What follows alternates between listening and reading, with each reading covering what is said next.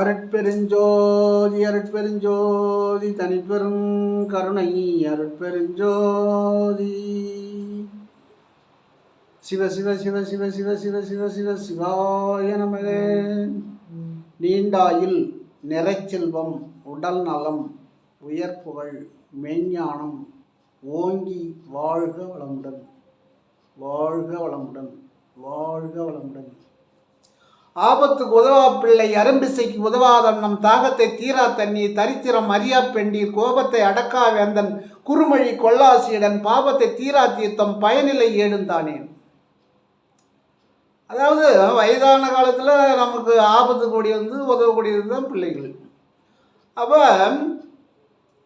அந்த நேரத்தில் அது உதவி செய்யலை, அது நம்மளை கவனிக்கலை, நமக்கு ஆகாரம் கொடுக்கல, அப்படி அந்த ஆபத்து நேரத்தில் காக்கலை அப்படின்னு சொன்னால் அது பயன் இல்லைன்னு சொல்கிறார். ஆபத்துக்கு உதவா பிள்ளை. அதுதான் சித்தர்கள் என்ன சொல்கிறாங்க, அவங்களுக்கு அந்த தாய் தந்தையாருடைய மனம் வந்தால், அவங்க மனம் பாதிப்படைந்தால் இந்த பிள்ளைகளுக்கு அது சாபமாக மாறும்ன்றாங்க. இது ஒரு நுணுக்கமாக நம்ம கண்டுபிடிக்கணும்.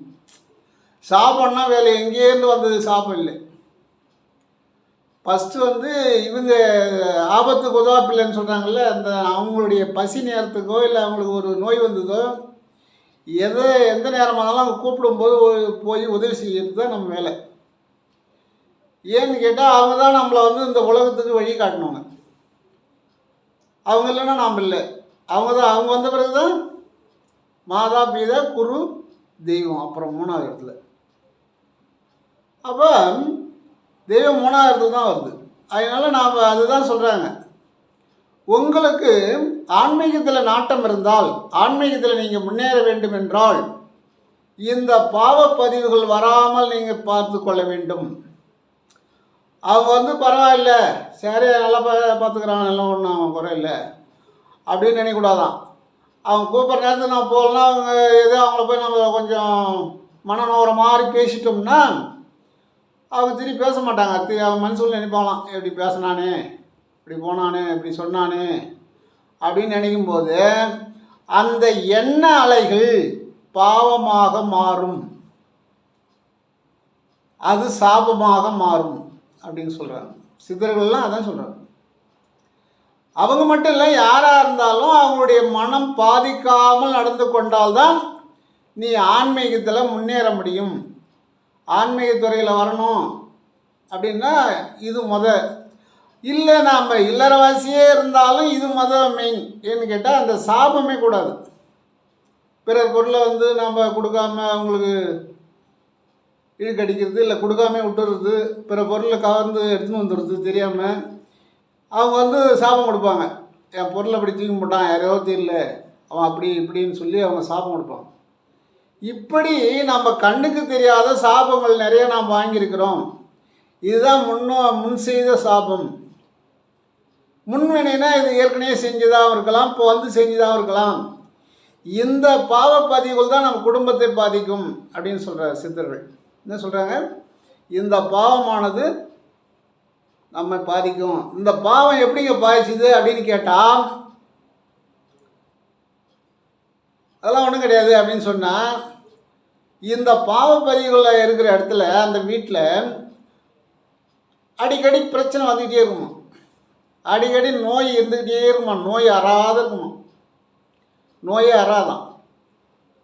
ஏன்னா பாவம் இருக்குதா இல்லையான்னு தெரிஞ்சுக்கிறதுக்காக சொல்கிறாங்க. அந்த நோய் எந்த நேரமும் மாற்றி யாருக்காவது தொடர்ச்சியாக இருந்துக்கிட்டே தான் இருக்கும். அது மட்டும் இல்லாமல் எதிர்பாராத விதமாக விபத்து நடக்குமா. ஒரு விபத்து நடக்குதுன்னு சொன்னாலும் அது ஏற்கனவே செய்த பதிவால் தான் நடக்குது. ஒரு குழந்தை நல்லா இல்லைன்னு சொன்னாலும் அது ஏற்கனவே செய்த பாவத்தால் தான் பாதிக்கப்பட்டது. இது அப்பா அம்மா இருவருமே செய்த பாவம்.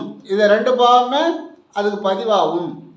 ஆனால் தான் அதனுடைய முன்னேற்றம் பாதிக்குது அப்படின்னு நீங்கள் இதை சித்தர்கள் ஆணித்தரமாக சொல்கிறாங்க. கோயிலுக்கு போய் தேங்காய் உடைச்சிட்டு அபிஷேகம் பண்ணிவிட்டு கற்பூரம் கொளுத்தி வேண்டிட்டு வந்தால் சரியாக போடுமா அப்படின்னா போகாதான். நீ எத்தனை கோயில் போய் இருந்தாலும் போகாதான். அப்போ என்ன செய்யணும் அப்படின்னா, இனிமேல் என்ன பண்ணால் அவங்க செஞ்சு வச்சு அவங்க சாபம் கொடுத்துட்டாங்க, அது வேறு. இனிமேலாவது வருஷத்துக்கு ஒரு முறை வீட்டை சுத்தம் பண்ணுற மாதிரி, கண்டிப்பாக வருஷத்துக்கு ஒரு முறை சித்தர்கள் என்ன சொல்கிறாங்க, 6 மாதத்துக்கு ஒரு முறை வீட்டை சுத்தம் பண்ணணுன்றாங்க. அதில் ஒரு சிலர் சொல்கிறாங்க வாரம் ஒரு முறை சுத்தம் பண்ணணுன்றாங்க. வாரம் ஒரு முறை வீட்டை சுத்தம் பண்ணினால் அந்த வீட்டில் தேவையில்லாத பொருள்கள் வந்து எடுத்து வெளியே போட்டுடணுமா, தேவை இருக்கிற பொருளை நாம் பயன்படுத்திக்கணுமா, தேவையில்லாத உடனே நீக்கணும். அப்படி நீக்கும்போது நமக்கு மனம் சுத்தமாகுதான். எப்படி வீடு வந்து சுத்தமாகும் போது அந்த மனமும் சுத்தமாகுதான். அது மாதிரி நம்ம மனசில் இருக்கக்கூடிய தேவையில்லாத அழுக்குகளை, குப்பைகளை நீக்கினால்தான். அதுமாதிரி பித்தளை பாத்திரத்துக்கு ஈயம் பூசுவாங்க. ஈயம் பூசும்போது முன்னாடி ஒரு திராகம் விட்டு அதில் இருக்கிற அழுக்கெல்லாம் எடுப்பாங்க. அந்த அழுக்கெடுக்கலாம் ஈயம் ஒட்டாது. அந்த அழுக்கு எடுத்துகிட்டு தான் அப்புறம் ஈயம் பூசுவாங்க. அதெல்லாம் இப்போ கிடையாது. சில்வர் வந்த பிறகு அது மாறி போச்சு. சில்வர் வராத முன்னே அதுதான் ஈயம் பூசி தான் அதில் தான் வந்து சாப்பாடு கொண்டு போவாங்க, சாப்பிடுவாங்க, எல்லாமே செய்வாங்க. ஈயம் பூசலாம் அதில் சாப்பிட முடியாது. அப்போ அந்த ஈயம் பூசுறவங்க என்ன பண்ணுறாங்க, அதில் இருக்கிற அழுக்கு எடுக்கிறாங்க. திராகத்தை விட்டு அழுக்கை எடுத்துட்டு அது பிறகு தான் ஈயம் பூசுவாங்க.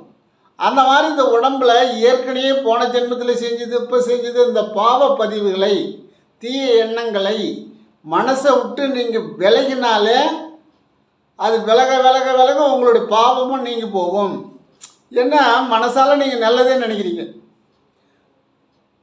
இப்போ நான் கோயிலுக்கு போனேன், நான் அதை செஞ்சேன், இது செஞ்சேன், 4 பேருக்கு சாப்பாடு வாங்கி கொடுத்தேன் அப்படிலாம் எல்லாம் ரைட் தான், அது பரவாயில்ல. ஆனாலும் வந்து நாம் மனசாலேயோ பிறரை திட்டுவதாலேயோ பிறரை வந்து சாபம் நம்ம கொடுக்குற மாதிரி நடந்து கொண்டால் அது சாபமாக தான் மாறும். திரும்ப திரும்ப திரும்ப திரும்ப நீங்கள் அதை கழிச்சிட்டு இருக்க தான் சரியாக இருக்கும். எக்காரணத்தை கொண்டும் இனிமேல் நாம் வந்து பிறருக்கு தீங்கு செய்யாமல் இருந்துட்டோம்னு சொன்னால், இப்போ நாம் செய்கிற நல்வினையால் அது வந்து அந்த முன் செய்த பாவம் நீங்கும். அப்படி தான் அந்த பாவத்தை கழிக்க முடியும். இல்லை நான் பரிகாரம் பண்ணுறேன், அது பண்ணுறேன்னா அது பரிகாரத்தெலாம் நடக்காது. அதான் பாம்பாடி சித்தர் சொல்லுவார், பரியாசமாக கடித்த பாம்பு பையவே மெத்த வீங்கி பரிகாரம் செய்த போது பைய விட்டு ஆடுது பாருங்க. பரிகாரம், அதுக்கு பரிகாரம்லாம் கிடையாது. பரியாசமாக கடித்த பாம்பு பையவை மெத்த வீங்கி பரிகாரம் செய்த போது பைய விட்டு ஆடுது பாருங்க. அதுதான் பரிகாரம் செய்யலாமே தவிர பாவத்துக்கு பரிகாரமே கிடையாது. பாவத்துக்கு ஒரே பரிகாரம் என்னன்னு கேட்டால், இனிமேலாவது பிறருக்கு நல்லது செய்யுது, பிறர் மனம் நோகாது இருக்குது, பிறர் பொருள் மேலே இச்சை கொள்ளாது இருத்தல். ஒருத்தர் 1000 கவனக்குறையாக கொடுக்குறாங்க, இருந்தாங்க அந்த காசுன்னு கொடுத்துடணும். அப்போ மனசார் வாழ்த்துவாங்க, பரவாயில்ல இந்த பண்ணியும் கொடுத்தான், திருப்பி கொடுத்துட்டான், ஐயோ 1000 ரூபா ஆண்டவன் கொடுத்துட்டான்னு எதுவும் வரக்கூடாது. அப்போ அவங்ககிட்ட இருந்து மூட்டையை நம்ம வாங்கிட்டு வரணும்னு அர்த்தம். நீங்கள் அதை திருப்பி கொடுக்கும்போது அவங்க மனம் எல்லையில்லாத ஆனந்தம் அடையும். அப்போ என்ன பண்ணுவாங்க, நல்ல மகராசன்டா, நல்லவன்டா, 1000 ரூபா நான் ஞாபகம் இல்லை கொடுத்தா திருப்பி கொடுத்துட்டு போகிறான் அப்படின்னு சொல்லுவாங்க. இப்படி தான் பாவத்தை நம்ம கழிக்கணும்னு சொல்கிறாங்க. இதை இறைவன் கொடுத்தானே எடுத்து வந்துடக்கூடாது. ரோட்டில் கடந்து எடுத்து வரீங்க, அது வேறு. பிறர் கொடுக்கும்போது அதை வந்து அவங்க கவனக்குறையாக கொடுக்கும்போது அது திருப்பி அவங்ககிட்ட கொடுத்துடணும். அதே போல் அவங்க வீட்டில் எந்த பொருள் இருந்தாலும் அதை நம்ம போனோமா எடுக்கக்கூடாது. ஒரு பொருளை பார்த்து ஐயோ அவங்க அப்படி இருக்கிறாங்க இப்படி இருக்கிறாங்கன்னு சொன்னாலே அது ஒரு பாவப்பதிவு உண்டாகும். இப்படி சொல்கிறாங்க சித்தர்கள். அப்புறம் இதுக்கு இந்த பாவங்களை கழிச்சிட்டு போனாதான் நீங்கள் இறைநிலையை அடையலாம் அப்படின்னு சொல்கிறாங்க. இப்போ முதல் பாயிண்ட் என்னன்னு கேட்டால், ஆபத்துக்கு உதவா பிள்ளை. ஆபத்துக்கு உதவணும், அவங்களுக்கு நல்லது செய்யணும். ஏன்னு கேட்டால், அவங்க வந்து வளர்த்ததே 20 ஆண்டு காலம் நமக்கு சாப்பாடு போட்டதே என்ன காரணம்னு கேட்டால், நாம் 20 வருஷம் அவங்களுக்கு பணிவிட வேலை செய்யணுன்றது தான் அவங்க சாப்பாடு போட்டாங்க. ஆனால் சிலர் வந்து அப்படி கிடையாது. அவங்க வந்து எப்பவும் இருந்த மாதிரியே இருப்பாங்க. சரி வயசாகி போச்சு, சரி ஏதோ கொடுக்குறானா சாட்டமா போனோம், எப்பரா கொடுறா அப்படி நைஸாக பேசி அதை தயமாக வாங்குறவங்க கிடையாது. அவங்க 20 வயசில் இருக்கிற மாதிரியே நினச்சிருப்பாங்க 80 வயசில். நான் யாரும் நினச்சா அப்படி இப்படி அப்படின்னு நீ என்ன தான் காலில் வந்தால் கூட எட்டி வதிப்பாங்க. அந்த மாதிரி இருக்கிறாங்க. அதெல்லாம் அவங்க என்ன சொல்கிறாங்க சித்தர்கள், அவங்க எதை செஞ்சாலும் நீ கொடுக்குறத கரெக்டாக கொடுத்துருன்றாங்க. செய்யறது நீ கரெக்டாக செஞ்சிரு. அவங்க அவங்க குணம் அப்படி தான். கோபுரத்து மேலே நிற்க வச்சு மாலையை கொடுத்தாலும் அது குணம் மாறாது. குரங்கு கையில் மாலையை கொடுத்து கோபுரத்து மேலே நிற்க வச்சு என்ன பண்ணும்? பிச்சு பிச்சு கடாசிங்க இருக்கும். அதுபோல் அது இயற்கையாக வந்தது, பரம்பரையாக வந்த குணத்தை மாற்ற முடியாது. பாதியில் மாற்றுறது கஷ்டம். ஆகையினால அப்படி கிடைச்சான்னு சொன்னால் நம்ம செய்த வினையால் இவங்க நமக்கு தொல்லை கொடுக்குறாங்கன்னு அர்த்தம். நாம் ஏற்கனவே யாருக்கும் தொல்லை கொடுத்துருக்கோம், அது அவங்க அப்பா அம்மா நமக்கு தொல்லை கொடுக்குறாங்கன்னு அர்த்தம். அதை என்ன சொல்கிறாங்க சித்தர்கள், இப்படி தான் இருக்கும், உன் கடமை நீ கரெக்டாக செய்யின்றாங்க. அது பாவம் வராது. அவங்க எது செஞ்சாலும் பாவம் வராது. நீ கரெக்டாக செய், ஆபத்துக்கு உதவு அப்படின்னு சொல்கிறாங்க. அரும்பசிக்கு உதவாத சாப்பிட்ற நேரத்துக்கு கிடைக்காது, அந்த பசி ரொம்ப வாட்டுற நேரத்துக்கு கிடைக்காத சாப்பாடு அது தேவையில்லாத சாப்பாடு, அந்த சாப்பாடு தேவையில்லை அப்படின்னு சொல்கிறாங்க. அரும்பசிக்கு உதவாதன்னும். தாகத்தை தீர்த்தம். சில ஊரில் போய் தண்ணி குடிச்சோம்னா தாகமே தீராது. அப்படியே தண்ணி குடிச்சிட்டே இருக்க வேண்டியதான். அது அந்த தீர்த்தத்தை சாப்பிட்றதுல புண்ணியமே கிடையாது. தாகத்தை தீர்த்தம். தரித்திரம் அறியா பெண்டி அப்படின்னா கணவனுடைய வருமானத்துக்கு தகுந்த மாதிரி குடும்பம் நடத்தணும். அந்த வருமானம் போக அதிகமாக போய் கடன் வாங்குற மாதிரி குடும்பம் நடத்தக்கூடாது. எந்த மனைவி கணவன் கொடுக்குற வருமானத்தை வச்சு குடும்பம் நடத்திக்கிறாங்களோ அவன் கொடுத்து வச்சோன்னு அர்த்தம். யார்? கணவன் கொடுத்து வச்சிருக்கிறான் இருக்கு அப்படின்னு. கணவன் 10,000 ரூபா சம்பாதிச்சுன்னு வருவான், இது 15,000 ரூபா செலவு பண்ணும். அப்போ கணவன் பாவம் செஞ்சுக்கிறான்னு அர்த்தம். தரித்திரம், கணவனுடைய வருமானத்துக்கு தகுந்த மாதிரி தரித்திரம் வராமல் பார்த்துக்கிட்டு தான் பெண்டீர். அந்த தரித்திரம் அறியா பெண்டீர் அப்படின்றார். அவங்க கரெக்டாக வரவுக்கு ஒரு 1000 ரூபா 10,000 ரூபா வருதுன்னா ஒரு 8,000 ரூபா செலவு செஞ்சு 2,000 ரூபா மீதி வைக்கிற மாதிரி இருக்கணும், நாளைக்கு ஆபத்துக்கு வேணுமே அப்படின்னு. அதுவும் பூர்வ ஜென்ம புண்ணியத்தால் தான் அந்த மாதிரி கிடைக்கும்னு சொல்கிறாங்க சித்தர்கள். என்ன சொல்கிறாங்க? பூர்வ ஜென்ம புண்ணியத்தில் நீ நல்லது பண்ணியிருந்தால் அப்படி கிடைக்கும் அப்படின்றாங்க. இல்லைன்னா 10,000 ரூபா வரவுன்னா 20,000 ரூபா செலவாகும். வரவு 8 செலவு 10 எப்படி இருக்கும்? அதான் தரித்திரம் அறியா பெண்டீர். கோபத்தை அடக்கா வேந்தன். ஒரு அரசன் இருக்கிறான், ஒரு பதவியில் இருக்கிறான், அவன் ஒரு 1000 பேருக்கு ஒரு 10,000 பேருக்கு அவன் தலைவனாக இருக்கிறான், அவன் அரசு ஆள்றான் அப்படின்னு சொன்னான், கோபமே வரக்கூடாதான். கோபத்தை விட்டான்னா அவன் பதவியில் இருக்க முடியாதான். அதான் கோபத்தை அடக்கா வேந்தன். வேந்தன்னா அரசன். கோபத்தை அவன் அடக்கலைன்னு சொன்னால் அரசால முடியாது, வம்பு சேர்ந்து போகும். அடுத்த நாட்டுக்காரன் சண்டையை போட்டு நம்ம நாட்டை எடுத்துன்னு போயிடுவான். அந்த கோபத்தை நிதானம் பண்ணி எப்படி செய்யணும், எப்படி அந்த கோபத்தை காட்டணுன்றது அது எடை போட்டு பார்க்கணுமா சித்தர்கள் சொல்கிறாங்க. அதான் கோபத்தை அடக்கா வேந்தன். குறுமொழி கொல்லாசீடன். அது வாத்தியாராக இருந்தாலும் சரி, நமக்கு ஆன்மீக குருவாக இருந்தாலும் சரி, அவங்க சொல்கிற பேச்சு கேட்கலன்னா அவன் முன்னேற முடியாது. இப்போ படிக்கும்போது வாத்தியார் பேச்சை கேட்கல, அது அவர் எதிர்த்து பேசுது, அவர் சொல்கிறத அது பதிவு பண்ணலை அப்படின்னு சொன்னால் அது பாஸ் ஆகாது, அது மேல்நிலைக்கு வர முடியாது. அங்கேயே ஒரு பாவத்தை அது உண்டாக்கிக்குது. அது நம்ம குழந்தையாக இருக்கும்போது நம்ம உண்டாக்கிறோம். எப்படின்னு கேட்டால் ஒரு 40 பசங்க 50 பசங்க படிக்கும்போது ஒரு 5 பசங்க ரொம்ப அட்டகாசம் பண்ணும். அந்த குரு நினைப்பாருங்க, அந்த வாத்தியார், என்னடா இது எதிர்காலம் எப்படி இருக்க போகிறது இல்லை, ஆண்டவன் தான் அப்படின்னு. ஆனால் அவர் மனம் தான் சொல்கிறாரு. ஆனால் அவருக்கே இது பாவம்ன்றது தெரியாது. அதான் சித்தர்கள் சொல்லுவாங்க, பாவம் செய்யாதிரு மனமே, நாளை கோபம் கொண்டே அவன் கொண்டோடி போவான் அப்படின்னு. பாவம் செய்யாதிரு அப்படின்னா இப்போ எதெல்லாம் பாவன்றதை நம்ம எந்த நேரமும் கொஞ்சம் இதாகவே இருக்கணும். ஏதோ ஒரு எறும்பு வருது, ஒரு பாம்பு வருது, பூச்சி வருதுன்னா நம்ம அதை தவிக்கணும். அதை சீக்கிரமாக அதை போய் அடிக்கக்கூடாது, கொல்லக்கூடாது. அதுவும் பாவம் தான், அதுவும் சாபம் கொடுத்துட்டு போமா. ஒரு கோழி அடிக்கிறது, ஆட்டை வெட்டுறது இதெல்லாம் பாவமா. ஏன்னு கேட்டால் அது வாயில் அது தடுக்க முடியாது. அது சொல்லுமா, இது நிலைமை உனக்கு அடுத்த பிறவில உண்டு அப்படின்னு சொல்லுமா. எனக்கு என்ன நீ செய்தியோ இதை உனக்கு அடுத்தபடியாக நான் கொடுத்துட்றேன். அடுத்து நீ ஒரு ஆடாக வந்து உன் கழுத்தில் பூவை போட்டு மாலையை போட்டு தண்ணி தெளித்து வெட்டுவான் அப்படின்னு சொல்லிடுமா. எவ்வளோ ஒரு ஆராய்ச்சி இருக்குது பாருங்கள் சித்தர்கள் சொல்கிறது. ஒரு இலையை கிள்ளினாலும் இந்த இலை எனக்கு தேவைப்படுதுன்னு கிள்ளுங்க அப்படின்னு சொல்கிறாங்க. ஒரு பச்சளை தேவை, ஐயா இந்த பச்சளையில் இருக்கக்கூடிய சாபம் நீங்கி பச்சளைங்க சாபம் வாங்கியிருக்குதான். என்ன சாபம்? சித்தர்கள் சாபம், ரிஷிகள் சாபம், சிவனுடைய சாபம், சக்தியினுடைய சாபம், முருகனுடைய சாபம், விநாயகனுடைய சாபம். இந்த சாபமெல்லாம் வாங்கியிருக்குதான் மூலிகை. நான் போய் இடத்த பரிசு அது அவரும் பரிசு போகிறாரு, நானும் பரிசு அந்த பரிசு கொடுத்தீங்கன்னா அது மூலிகை வேலை செய்யாது. அந்த சாபத்தை ஓம் மூலி, மகாமூலி, சர்வமூலி, நசின்னு சொல்லணும். அதன் பிறகு ஓம் மூலி, மகாமூலி, உன் உயிர் உன் உடலில் நிற்க. அதுக்கு நிறைய இருக்குது. அது பௌர்ணமியில், நல்ல நாளில், இல்லை வளர்ப்பெரியில், குருவாரத்தில் காலையில் போய் அதுக்கு வந்து வேர் அறாமல் தண்ணி ஊற்றி ஊற வச்சுட்டு அதுக்கு எலுமிச்சம்பழம், இந்த மஞ்சள், சிவப்பு, குங்குமம் எல்லாம் எடுத்துகிட்டு போகணும்.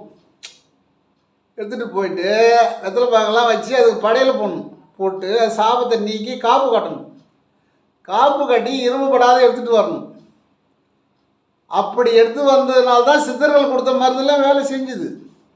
நாம் அப்படி இல்லை, அப்படி ஓடி எப்படி பரிசு வந்து அப்படியே கொடுத்தா அது அவ்வளோதான், கால் பங்கு தான் வேலை செய்யும். அப்போ மூலிகைகளே சாபம் வாங்கியிருக்குதுன்னு சொல்லும்போது நாம் எவ்வளோ சாபம் வாங்கியிருப்போம். ஏன்னா ஆன்மீகத்தில் முன்னேற்றம் இல்லைன்னு சொன்னால் பாவத்தை கழிங்க. இதான் சித்தர்கள் சொல்கிறாங்க. பாவத்தை கழித்தால் தான் நீ ஆன்மீகத்தில் முன்னேற முடியும் அப்படி சொல்கிறாங்க. ஒரு தீர்த்தத்தில் போய் குளிச்சுட்டு வரோம். அந்த தீர்த்தம் நீ குளிச்சுட்டு வந்தீங்கன்னா உனக்கு ஒரு முன்னேற்றம் கிடைக்கும். ஒரு குளத்தில் குளிக்கிறப்பா, நல்ல குளம்னு சொல்கிறாங்க, புனிதமான குளம்னு சொல்கிறாங்க. காசியில் போய் குளித்தா புனிதம்னு சொல்கிறாங்க. போய் குளிச்சுட்டு வந்தீங்கன்னா அதில் ஒரு முன்னேற்றம் தெரியணும். பாவத்தை தீரா தீர்த்தம் பயனில்லை ஏழுந்தானேன்றாங்க. அதான் ஒரு முறை குளித்து பார்த்தா உனக்கு அதில் பயன் இல்லையா, ரெண்டாவது அப்படியே அங்கே போய் குளிச்சுன்னு கிடக்கிறேன்னு. இப்போ யாரும் வந்து தீர்த்தத்தில் போய் குளிக்கிறது இல்லை. அப்படி குளித்தாலும் அந்த தீர்த்தம் அன்றைக்கி சுத்தமாக இல்லை. அன்றைக்கி இருந்தவங்க தண்ணிக்கு மரியாதை கொடுப்பாங்க, அதில் எச்சி துப்ப மாட்டாங்க, அதில் சிறுநீர் கழிக்க மாட்டாங்க. அந்த தீர்த்தத்தை குளிக்கிற இடத்துல அப்படி கொடுக்கும்போது அந்த அந்த அந்த தண்ணி ஒரு சாபம் கொடுக்குமா. அது தண்ணி வந்து சாபம் கொடுக்குமா. ஏண்டா உன் பாவத்தை கழிக்க வந்து எனக்கு வந்து பாவத்தை செய்யறியாடா, உன் பாவம் கழியாது போடான்ட்டுருமா. ஏன்னா கங்கையும் சாபம் கொடுக்கும் அப்படின்றாங்க. அதுக்கிட்ட மரியாதையாக நடந்தோம். நான் குளிக்க போகிறேன் அப்படின்னு பர்மிஷன் கேட்கணும். நான் குளிக்க போகிறேன், எனக்கு எந்த சாபம் கொடுக்காதுன்னு சொல்லணுமா. அதான் சிலர் என்ன பண்ணுவாங்க, தண்ணி அள்ளி இப்படி முகத்தில் வந்து சிவ சிவா சிவா சிவான்னுவாங்க. அது தீர்த்தத்தை புனிதப்படுத்தி குளிப்பாங்க. அது தலையை சுற்றி கீழே போடுவாங்க. அது ஆச்சாரமாக செய்வாங்க. ஆனால் நம்ம ஆளுங்க அப்படி கிடையாது. இப்போ சமீபத்தில் நான் ஒரு கோயில் குளத்தில் பார்த்தேன். இப்போ தான் ஒருத்தர் போனார், நல்லா குளித்தார், வாயை கொப்பளிச்சு அள்ளி துப்புறாரு, சளி வந்தது அள்ளி துப்புறாரு. எனக்கே வந்து ரெண்டாவது ஆள் எப்படா போய் துறத்துன்ற மாதிரி ஆகிப்போச்சு. ஏன்னு கேட்டால் நீ பஸ்ஸில் போனாலே நோய் வந்துடுச்சுன்னா மாஸ்க் போட்டுக்கிறாங்க. இந்த மாதிரி காலகட்டத்தில் இப்படி ஒரு மனுஷால் இருக்கிறாங்க. நீ வாய் கொப்பளிக்கிறது, பள்ளி விளக்குறதுலாம் வெளியில் பண்ணிட்டு வந்துடணும், பைப்பில் அவங்க போனோமா குளிச்சோமா வந்துடணும். அதான். ஏன்னா அடுத்தவங்களுக்கு அந்த அவங்களும் குளிக்கிறாங்க, பக்கத்தில் ஒரு 20 பேர் குளிக்கிறாங்க. இப்படி மனிதர் இருக்காங்க, போய் பாவத்தை வாங்கிட்டு வரவங்க தான் இருக்கிறாங்க. அதான் பாவத்தை தீரா தீர்த்தம் பயனில்லை ஏழுந்தானே. இந்த 7மே பயன் கிடையாதான். அதான் சொல்கிறார், நாட்டார் நமை மறித்து நகைப்புரிய பார்ப்பார் என்றோ. நாட்டார்னா யார்? நாம் செய்த பாவங்கள், நாம் செய்த பாவம் நம்மளை மறிக்குமா. ஆன்மீகத்தில் முன்னேற விடாதான், முன்னேற முடியாதான். அதான் நாட்டார் நம்மை மறித்து நகைப்புரிய பார்ப்பார் என்றோ. சிரிப்பாங்களா? அந்த நம்ம செய்த முன்வினையானது நம்ம வந்து மறிக்குமா, சிரிக்குமா. நீ மேலே போயிடுவிய, உன்னை விட்டுருவின, உன் காலை பிடிச்சி இழுப்பானுமா. அது அது எப்படிங்க அப்படின்னு நீங்கள் கேட்பீங்க. எப்படின்னு கேட்டால், ஏதாவது ஒரு சிக்கலை கொண்டாந்து நம்மளை காலை பிடிச்சி இழுத்து கீழே விட்டுரும். இவ்வளோ நாள் முன்னேறி போயிட்டோம், 3/4 மரம் ஏறிட்டோம், இன்னும் 1/4 மரம் தான் ஏறணும். ஏறினா தேங்காய் பறிச்சுடலாம், மாங்காய் பறிச்சுடலாம். ஆனால் இது விடாது. நாட்டார் நமை மறித்து நகைப்புரிய பார்ப்பார் என்றோ அப்படின்றது. இந்த நாட்டார் யாருன்னு கேட்டால், முன் செய்த வினை அதை சுத்தம் பண்ணாதான் நீ முன்னேற முடியும். முன் செய்த பாவ பதிவுகள் அப்படின்றாங்க. முன் செய்த பாவ பதிவுகள் உன்னை மறிக்கும். சித்தர்கள் என்ன சொல்கிறாங்கன்னா, நமக்கு தேவையில்லாததை மனதில் நிறுத்தக்கூடாது.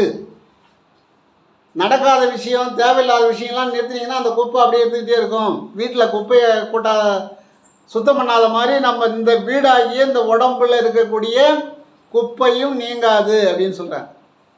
இப்போ சில பேர் கேட்பாங்க, எவ்வளோ பாவம் செஞ்சுருக்கிறோம் அப்படின்னா, பாவம் செஞ்சுக்கிறோன்றது அது நுணுக்கமாக பார்த்தா தான் தெரியும். பாவம் எப்படி செஞ்சுருக்கிறோம் அப்படின்னா, நமக்கு நடக்கிறதுலாம் நல்வனியாக நடந்துட்டு போனால் நம்ம பாவம் செஞ்சாத இருந்துருக்குறோன்னு அர்த்தம். நமக்கு தான் தீவினை தான் நடக்குது, தவறு தான் நடந்துட்டு இருக்கு. இப்போ நிறைய ஜனங்களை பார்த்தாக்கா புலம்பிக்கிட்டே இருப்பாங்க எந்த நேரமும். எனக்கு அது நடக்கலை, இது நடக்கலை, நான் பிறந்ததுலேருந்து அப்படி தான் இருக்கிறேன், இன்னும் நான் முன்னேறவே இல்லை, நான் எதையுமே செய்யலை அப்படின்லாம் சொல்லுவாங்க. அதான் நாட்டார் நம்மளை மறைக்கிறாரு. யார் நாட்டார்? முன் செய்தது. அவன் கொடுத்து வச்சுருந்தாங்க, எடுத்து வச்சுருந்துன்னு சொல்லுவாங்க. எப்படி கிராமத்தில் பார்த்தீங்கன்னா, அவன் கொடுத்து வச்சுவேன், அங்கே எடுத்து வச்சுருந்ததுன்னு.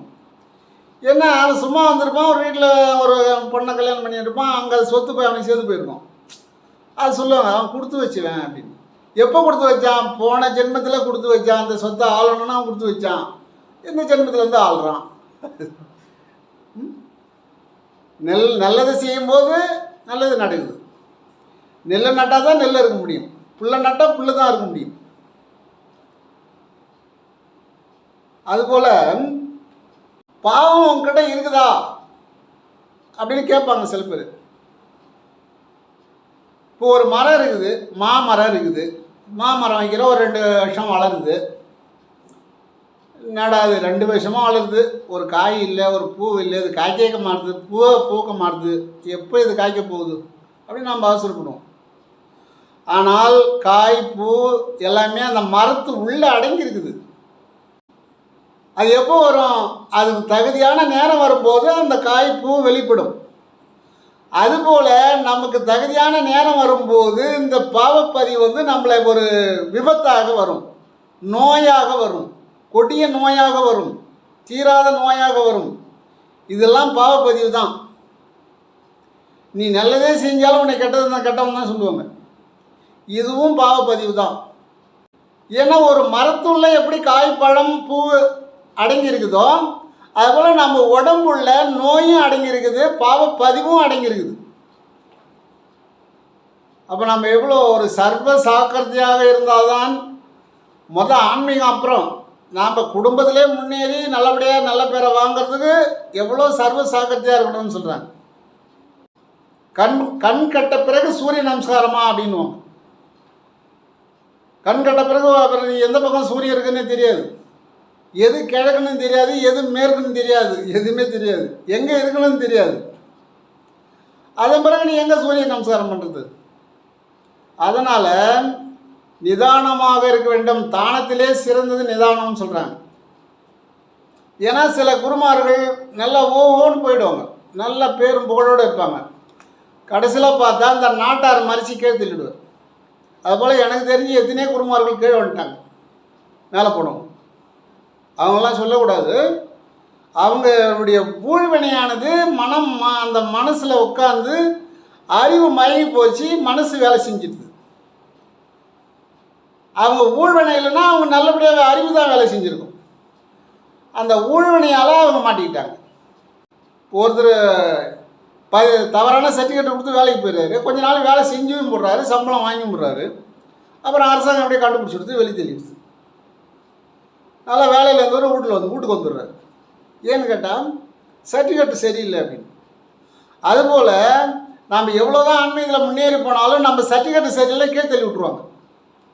அப்புறம் யாரும் ஒன்று சேர்ட்ட விட மாட்டாங்க.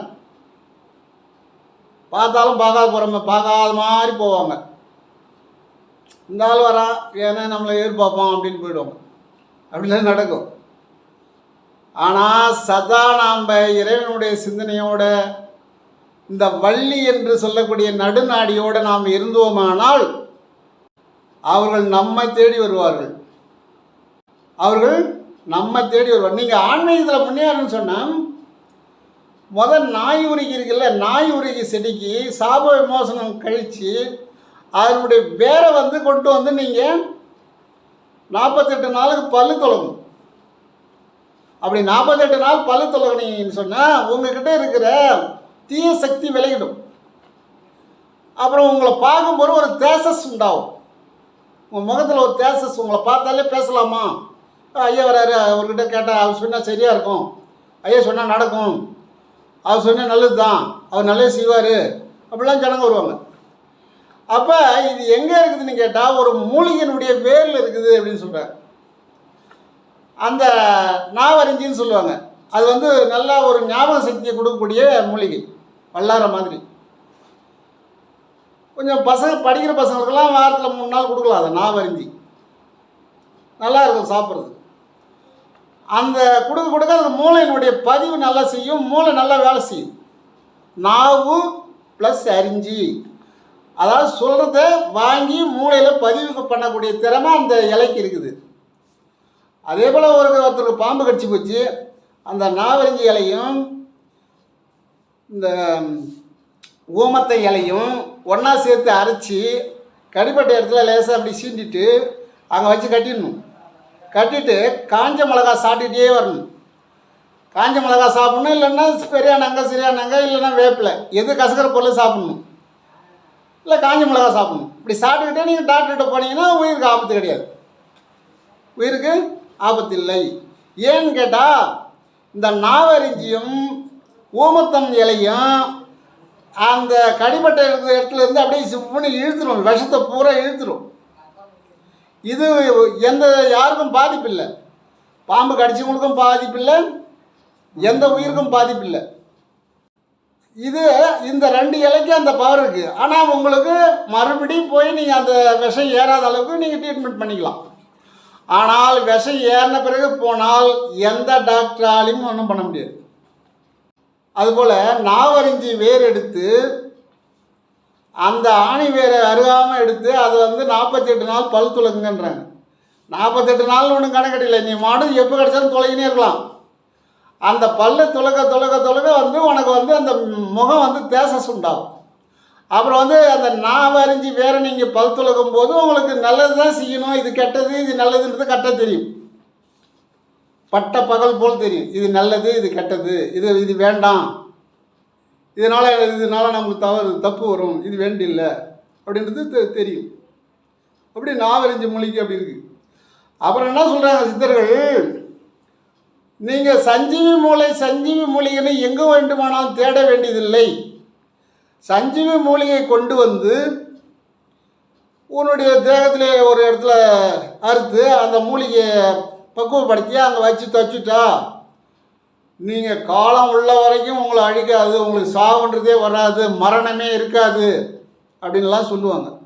சஞ்சீவி மூலிகை, மலையை தூக்கலாம், மரத்தை ஒடிக்கலாம் அப்படின்லாம் சொல்லுவாங்க. இது ஒரு கண்கட்டி வித்த மாதிரி தான். அது அந்த சஞ்சீவி மூலிகை அந்தளவுக்கு வேலை செய்யாது. சஞ்சீவி அப்படி என்பது எங்கே இருக்குது? சஞ்சீவின்னா என்ன, சிரஞ்சீவின்னா என்ன, சஞ்சீவி மூலிகை எங்கே இருக்குது? சஞ்சீவி மூலிகை தூக்கிட்டு வர்றதுக்கு ஆஞ்சநேயர் போனார் காசிக்கு. அங்கே போய்ட்டு தேடினார், சஞ்சீவி மூலிகை அவருக்கு தெரியல. அவருக்கு எப்படி சொன்னால் எப்படி தெரியும்? இலையினுடைய எவ்வளோ இலை இருக்குது எப்படி தெரியும்? ராமர் மூச்சடைஞ்சு இருக்கிறார் நாகபாசனம் விட்டு. அப்போ சஞ்சீவி மூலிகை தேடினா நேரம் ஆகுது. சரி நேரம் ஆகுதுன்னு சொல்லிட்டு மலையை தூக்கிட்டு வந்தார். மலையை தூக்கிட்டு போய்டும் அப்படின்னு போனால் அவங்க பார்த்துக்கிட்டோம் சஞ்சீவி மூலிகை அப்படின்னு. அது வரும்போது லேசாக கொல்லிமலையில் ஊந்து போச்சான் கொஞ்சம். அதுதான் அங்கே பச்சளை நிறையா இருக்குது அப்படின்ட்டு கொல்லிமலை ஃபேமஸ் ஆச்சு. இப்போ அங்கே எல்லாமே இப்போ ஒரு 10 ஏக்கர் அளவு தான் இருக்குது. அந்த மாதிரி எல்லாம் நெருங்கி போச்சு, பச்சளை கிடையாது. நாங்கள் ஒரு 20 வருஷம் முன்னே பார்த்ததுக்கும் இப்போ பார்த்ததுக்கும் கொல்லிமலை அடையாளமே தெரியல. அப்போ நாங்களும் அப்படி தான் நினச்சிருந்தோம். சஞ்சீவி மூலிகை, காயகல்ப மூலிகை, இந்த மூலிகை சாப்பிட்டா காயம் கல்பமாகிடும் அப்படிலாம் சொன்னாங்க. இது சித்தர்களும் சிலர் சொன்னாங்க, இந்த மூலிகை சாப்பிட்டீங்கன்னா உங்கள் உடல் உறுப்புகள் அழியாது, இந்த காயம் கல்பமாகிடும், காய கல்பம் அப்படிலாம் சொன்னாங்க. இது சித்தர்கள் வந்து சூட்சகமாக சொல்லியிருக்கிறாங்க. சஞ்சீவி மூலிகை அப்படின்னு. சஞ்சீவி மூலிகைன்னு ஒன்று கிடையாது. எல்லா மூலிகையும் நல்ல மூலிகை தான். அது வந்து நோயை குணப்படுத்துறதுக்கு அதை வந்து சாபை மோசனம் செய்து அது எடுக்கிறவங்க முறையாக எடுக்கிறவங்க எடுத்து கொடுத்தா தான் அது வேலை செய்யும். எல்லாருக்கும் வேலை செய்யாது. அது சஞ்சீவி என்பது காற்று. எப்படி? சஞ்சீவி என்பது காற்று. அதை உள் அடைத்தால் சஞ்சீவி என்பது காற்று. அந்த காற்றை வலதுகளை சூரியகலை, இப்படி சூரியகலை சந்திரகலையில் நீங்கள் இழுத்து இழுத்து இழுத்து இழுத்து அதை பழகப்படுத்தி அப்புறம் அக்னிகளை இழுத்து நிறுத்தினீங்கன்னா, இந்த காற்றை உள்ளே அடைக்கினீங்களா, உங்கள் உடம்பே சஞ்சீவி மூலிகையாக மாறிவிடும். இந்த காற்றானது கடைசி வரையிலும் உங்களுடைய உடலுக்கு எந்தவித தீங்கும் வராது, எந்த நோயுமே வராது. ஏன்னா இது நாடி சுத்தின்னு சொல்லுவாங்க. இந்த உடம்பில் இருக்கிற 4448 நாடியும் சுத்தமாயிடுச்சுன்னு சொன்னால் இந்த சுகர்ன்றாங்களே, அந்த சுகர்லாம் சரியாயிடும். சுகர் என்னன்னு கேட்டா, நம்ம நரம்பில் சரியாக ரத்தம் வந்து ஓடலை, தடைப்படுது. அதே சமயத்தில் அதில் வந்து சுத்தமான ரத்தம் இல்லை உடம்புல, நம்ம சாப்பிட்ற ஆகாரம் சரியில்லை. ஆனால் தான் நீங்கள் இந்த சஞ்சீவி என்ற காற்றை நீங்கள் இழுத்தீங்கன்னு சொன்னால், காற்றுக்கு தான் சஞ்சீவின்னு பேர் வச்சுருக்கிறாங்க, மூலிகை கிடையாது. நானும் இவ்வளோ நாளாக வந்து இந்த நான் அவங்க சொல்கிற மூலிகைலாம் சாப்பிட்டு பார்த்துட்டேன். இந்த மூலிகை சாப்பிட்டா அப்படியே ஞானம் பிறந்துடும், இந்த மூலிகை சாப்பிட்டா உடம்பே அழியாது, அப்படியே நம்ம காற்றுல பிறக்கலாம்னா என்கிட்ட எவ்வளோ குருமார்கள் சொன்னாங்க. நானும் அந்த மூலிகை எங்கே பார்த்தாலும் தேடி தேடி கொண்டாந்து சாப்பிட்டேன்.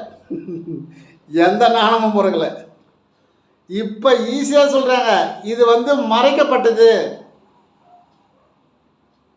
சஞ்சீவி என்பது காற்று.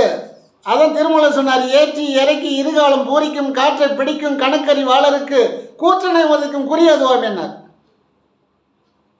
அப்போ யமனை ஒதுக்கக்கூடியது அந்த காற்றுல இருக்குதியான்னு சொல்லிட்டார் திருமூலர். எல்லாம் சூசகமாக சொல்லியிருக்காங்க, நாம் அதை சரியாக கருதலை. நம்ம மூலிகையிலே போயிட்டோம், சஞ்சீவி மூலிகை சாப்பிடும், உடம்பு அழியாது. அந்த மூலிகைலாம் சொல்ல தேவை, அது மூலிகைலாம் சாப்பிட்டேன் நான். நீங்கள் காற்றை ஏற்றி இறக்கி இழுத்தால அந்த காற்று சரி பண்ணாலே ஐயம் இருக்காது. ஐயம்னா சளி. ஐயமும் திரிப்பும் அறுத்தியன் உடம்பினில் ஐயமும் நீக்கிய அருட்பெருஞ்சோதினர். ஐயம்ன்றதுன்னா சளி, ஐயம்ன்றது பயம், ஐயம்ன்றது கோழை. இப்படி ஒரு வார்த்தை வந்து 3 வார்த்தை வரும். ஆனால் அந்த சளி இருக்கும்போது பயம் வந்துடும். சளி நல்லா இழுக்குது, மூச்சு விட முடியல, என்ன போதோ எப்போ நம்ம அவ்வளோ நாளைக்கு இருக்க மாட்டோம், மூச்சு இழுக்குது, மூச்சு அடைக்குதுன்னு சொல்கிறோம். இப்போ ஒரு நோய் வந்தது, கொரோனான்னு. அது என்ன காரணம் கேட்டால், இந்த காற்றை வாசி பயிற்சி செஞ்சவங்க, பிராணாயாமம் செஞ்சவங்க, காற்றை ஏற்றி இறக்கி இழுத்து விட்டவங்களுக்கெல்லாம் இந்த நோய் வரல. இப்போ சமயத்தில் ஒரு டாக்டர் சொன்னார், இந்த காற்றை இழுத்து வாசி யோகம் பண்ணவங்க அத்தனை பேருக்கும் இது வெள்ளப்பா, அதை பற்றி என்னன்னே தெரியாமல் சளியை அடிச்சுக்கிட்டு அவங்களுக்கு 80% காற்று ஆக்சிஜன் இருந்துருக்குது உடம்புல. இந்த நோய் தாங்கின உடனே அவங்களுக்கு வந்து அந்த உடம்பு வந்து அந்த இருதயம் வேலை செய்யலை, நுரையீரல் வேலை செய்யலை. ஆனால் 100% ஆக்சிஜன் இருக்கக்கூடிய ஒரு நுரையீரல், ஒரு ஆற்று, எந்த நோய் வந்தாலும் எதிர்த்து அது தள்ளும். ஆமாம், இந்த நம்ம உடம்புல நோயை தள்ளக்கூடியதுக்கு ஒரு சக்தி இருக்குது உடம்புல இருந்து. இராணுவ படம் மாதிரி இருக்குது அது உள்ள. அதால் முடிஞ்ச வரைக்கும் செய்யும். அதே போல் உடம்புல ஒரு நோய் வந்துட்டால் அதை குணப்படுத்துறதுக்கு இதால் முடிஞ்ச வரைக்கும் செய்யும். ஆனால் அந்த உடம்புக்கு நாம் ஒத்துழைப்பு கொடுக்கணும். எப்போ கொடுக்கணும்? நாம் ஆரம்பத்துலேருந்து கொடுத்துன்னு வரணும். அதான் மாதம் ஒரு நாள் விரதம் இருந்தாங்க, 15 நாளைக்கு ஒரு நாள் விரதம் இருந்தாங்க. விரதம்னா காலையில் 6 மணிலேருந்து சாயந்தரம் 6 மணி வரைக்கும் ஏதாவது தீர்த்தமான தான் சாப்பிட்லாம். இளநீர் சாப்பிட்லாம், எலுமிச்சம்பழம் சாறு சாப்பிட்லாம். இதுதான் சாப்பிடணும். திட பொருள் சாப்பிடக்கூடாது. அதுதான் விரதம். இப்போ நம்மளால என்ன பண்ணுறாங்க, விரதம்னா காலையில் ஒரு 6 இட்லி, தேங்காய் சட்னி, தக்காளி சட்னி, 10 இட்லி கூட சாப்பிட்டு அப்புறம் விரதம் இருக்கிறாங்க. மணி 12 மணிக்கெல்லாம் நல்லா சாம்பார், ரசம், மோர்லாம் வச்சு சாப்பிட்றாங்க. இது விரதம் கிடையாது, இது உபவாசம் கிடையாது. இதனால் உடம்பு சுத்தமாகாது. விரதம் எதுக்கு வச்சாங்க? இப்போ மின்சாரத்தில் என்ன பண்ணுறாங்க, மின்சாரத்துறையில் மாதத்துக்கு ஒரு நாள் வந்து பிரேக் போட்டுடுறாங்க, ஷட்டவுன்ன்றாங்க. அன்றைக்கி ஒரு 10 மணி நேரம் கரண்ட் வராது. முன்னாடியே சொல்லிவிடுவாங்க, ரெடி ஆகிடுங்க, நாங்கள் ஷட்டவுன் போட போகிறோம் அப்படின்னு. அந்த ஏன் 30 நாளாக அந்த கரண்ட் ஓடிட்டு இருந்தது, அந்த பொட்டியை சுத்தம் பண்ணுறாங்க, அதை மீண்டும் அதை பிரித்து அடிக்கிறாங்க, அங்கே இருக்கிற சிட்டத்தை எடுக்கிறாங்க. அப்போ தான் ஒரு மாதம் தாங்கும். அப்போ ஒரு மின்சாரத்துறையிலே பார்த்திங்கன்னா மாதம் ஒரு நாள் ஷட்டவுன் கொடுக்குறாங்க. அதுதான் பௌர்ணமி அன்னைக்கு நமக்கு ஷட்டவுன் கொடுத்தாங்க. அன்னைக்கு வந்து தீர்த்தமாக இளநீர் சாப்பிட்லாம், பசி எடுத்தால் எலுமிச்சம்பழம் ஜூஸ் சாப்பிட்லாம், இல்லை பழ வகை ஜூஸு, அதுவே ஒரு சாப்பாடு தான். அது இந்த வெறும் தண்ணியே சாப்பிட்லாம், அதுவே சத்து தான். இன்னும் அன்றைக்கி ஒரு 10 மணி நேரம் இருக்க முடியாதா? இந்த 10 மணி நேரம் நீங்கள் தாகம் பிடிச்சி சேர்ந்துட்டீங்க சொன்னால், இந்த ஒரு மாதம் சேர்ந்த குப்பையெல்லாம் வந்து குடலில் வந்து சேரும். அங்கே இருக்கிற அந்த ஆகாரத்தை சாப்பிட்றது வருது ஒரு அமிலம், அது என்ன பண்ணால் அந்த குப்பை பிறகு சாப்பிட்ரும். ஏன்னு கேட்டால் பசி எடுத்துன்னு போடுங்களாம், பசி எடுத்துன்னு உப்பில் சாப்பிடப்படணும், சாப்பிடுவோம் நல்லா. அந்த வவுறு அடைஞ்ச பிறகு தான் போதுன்றவர் பார்த்தா ஏமா கொஞ்சம் உப்பு வேண்டாம் அப்படின்வான். அதுபோல் நம்முடைய அமிலங்களை என்ன பண்ணோம், அன்றைக்கி ஆகாரம் கொடுக்கலன்னா அந்த குப்பை பூரா சாப்பிட்ருவாங்க. ஏன்னா உள்ளே போய் எதுவும் சுத்தம் பண்ண முடியாது. அதான் 3 மாதம் ஒரு முறை பேதிக்கு சாப்பிடுங்க. என்ன அப்புறம் நீங்கள் படுக்கும்போது இடது கை பக்கமாக படுங்கள், தூங்கி எழுந்திருக்கும் போது இடது கை பக்கமாக எழுந்திருங்கள். இதை செஞ்சாலே இதுதான் காயகல்பம். உடம்புக்கு நீங்கள் ஒத்துழைப்பு கொடுக்குறீங்கன்னு அர்த்தம். இதை ஞாபகமாக செஞ்சாலே போதும். காயகல்பம்னு ஒரு மூலிகைலாம் தேவையில்லை. காயகல்பம் எங்கே இருக்குது? காற்றுல இருக்குது. காற்று தான் சஞ்சீவி. சிரஞ்சீவி யாருன்னு கேட்டால் உயிர். சிரஞ்சீவி ஏன்னு சொன்னால் உயிர் எப்பயுமே அழியாது. நாம் செய்கிற தவறால் இந்த தேகம் அழியறதுனால உயிர் கிளம்பி போயிடுச்சு.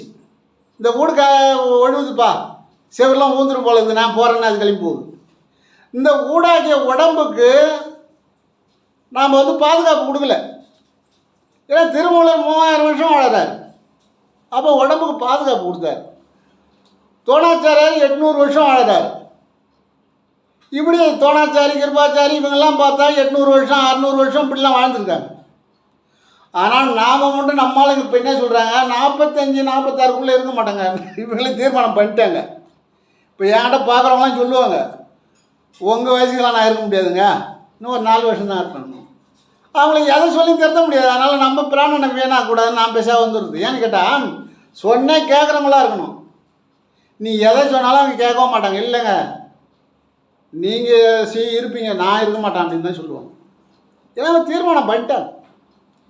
இப்போ 60க்குள்ளே போயிடுன்னு சொல்லிக்கிறாங்க. அப்போ நம்ம பாட்டனாகிய தோணாச்சாரி, பீஷ்மாச்சாரி இவங்கெல்லாம் எவ்வளோ நாள் வாழ்ந்தாங்க?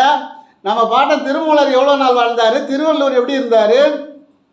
இதெல்லாம் பார்க்கலையே. நம்ம முன்னோர்கள் வாழ்ந்ததை பார்த்தா தானே, பார்க்குறதே இல்லை. நல்லதை கேட்கணுன்றாங்க. நாடகம் பார்த்தா கூட நல்ல நாடகத்தை பாருங்கன்னு சொல்கிறாங்க. இந்த அழுவர் நாடகம், துரோகம் செய்கிற நாடகத்தெல்லாம் பார்த்தீங்கன்னா அந்த குப்பை உங்களை வந்து ஒட்டிக்கணுன்றாங்க. தமிழ்ச்சனாரை கேட்பாங்களா? கேட்க மாட்டாங்க. அது கேட்க மாட்டாங்க. அதான் உன்னிப்பாக பார்க்குறாங்க. பார்க்க சொல்கிறாங்க சித்தர்கள். நல்லது நடக்குதுன்னா அதை பாருங்கள். இல்லை உங்களை சிரிக்க வைக்கிறாங்கன்னா அதை பாருங்கள். அப்படின்னு சொல்கிறாங்க. நல்லதை பாருங்கன்னு சொல்கிறாங்க. அவங்க வந்துட்டு டிவிலாம் அவங்களுக்கு தெரியாத அவர் டிவி பாருங்கன்னு சொல்லலை. நான் சொல்கிறேன், அதுலேயே நல்ல நிகழ்ச்சி நடந்தால் பார்க்கலாம். ஒரு பட்டிமன்றம் நடக்குது, ஒரு குடும்பத்தை பற்றி பேசுகிறாங்க, கல்வி பற்றி பேசுகிறாங்க, அது பார்க்கலாம். இல்லை ஒரு சிரிப்பு காட்டுறாரு பார்க்கலாம். இந்த அழுவது, அவர் பிறருக்கு தொல்லை கொடுக்கறது, பிறரை வந்து வதை செய்கிறது, இதெல்லாம் பார்க்கக்கூடாது. ஏன்னு கேட்டால் இந்த உடம்புல அந்த பாவப்பதிவு உண்டாகும் அப்படின்னு சொல்கிறாங்க. இது யாரும் தவறாக எடுத்துக்க வேண்டாம். எனக்கு கிடைச்ச தகவலை உங்களுக்கு சொல்கிறேன். ஏன்னு கேட்டால் பாவமான செயலை பார்த்தாலே உங்களுக்கு பாவம் உண்டாகும் தான் சித்தர்கள் சொல்கிறாங்க. அது நீங்கள் விடுறதும் பார்க்குறது அது உங்கள் இஷ்டம். அதை நாங்கள் சொல்ல முடியாது. எனக்கு கிடைச்ச தகவல் அப்படி தான். நான் வந்து அந்த மாதிரி நாடகத்தெலாம் பார்க்கறது இல்லை. சிரிப்பு காட்டுறாங்களா அதை பார்ப்பேன், இல்லை ஆராய்ச்சி பண்ணுறாங்களா அதை பார்ப்பேன். கடலில் ஆராய்ச்சி பண்ணுறாங்க, ஆகாயத்தில் பறக்கிறாங்க, ஏதோ மலையிலேருந்து தாவறாங்க, அதெல்லாம் ரொம்ப கஷ்டமான வேலை தான். அவங்க கூட என்ன சொல்கிறாங்க, சீரான ஆகாரம் சாப்பிட்டால் தான் உடம்பு நீடிக்குன்னு சொல்கிறாங்க. அதை யாரும் பார்க்குறதில்ல. ராமாயணத்தை பற்றி பேசுகிறாங்க, இல்லை கல்வி பற்றி பேசுகிறாங்க, இல்லை குடும்பத்தை பற்றி பேசுகிறாங்க, அதெல்லாம் கேட்கலாம். ஏன்னா அவங்க சிரிப்பு காட்டிகிட்டே சொல்கிறாங்க விஷயத்தை. அதை தான் சித்தர்கள் வந்து நல்லவே கேளுங்கள். சிரஞ்சீவி என்பது உயிர், நீ சிரஞ்சீவியாக வாழ வேண்டும் சொல்லுவாங்க. இப்போ அனுமான சிரஞ்சீவின்னு சொல்கிறாங்க. ஏன்னு கேட்டால் அனுமான் என்றைக்கும் சாவது இல்லை, அழியாதவர் அப்படின்னு. அப்போ சிரஞ்சீவி என்பது உயிர், சஞ்சீவி என்பது காற்று. நல்லா தெரிஞ்சுங்க. இது வந்து ஒரு முக்கியமான ஒரு சித்தர் எழுதுனது தான். இது சாதா யாரும் சொன்னதில்லை, சித்தர்கள் எழுதுனது தான் இது. மூலியை விட 100 மடங்கு வேலை செய்யும் வள்ளல் பெருமானே இந்த மூலிகைலாம் கொண்டு வந்து பக்குவப்படுத்தி எல்லாருக்கும் கொடுத்தார். கடைசி அவருக்கு இந்த சஞ்சீவி மூலிகை தெரிஞ்ச பிறகு என்ன செஞ்சார், இந்த மருந்தெல்லாம் தேவையில்லை, இந்த மருந்தை தூக்கி கிணத்துல போட்டார் தர்மசாலைக்கு பக்கத்தில். அதன் பிறகு என்ன பண்ணுறாரு, இது நல்ல மருந்துன்னு சொல்லிக்கிறார். சுகம் நல்கும் நாயகன் தந்த மருந்துன்னு சொல்கிறாரு.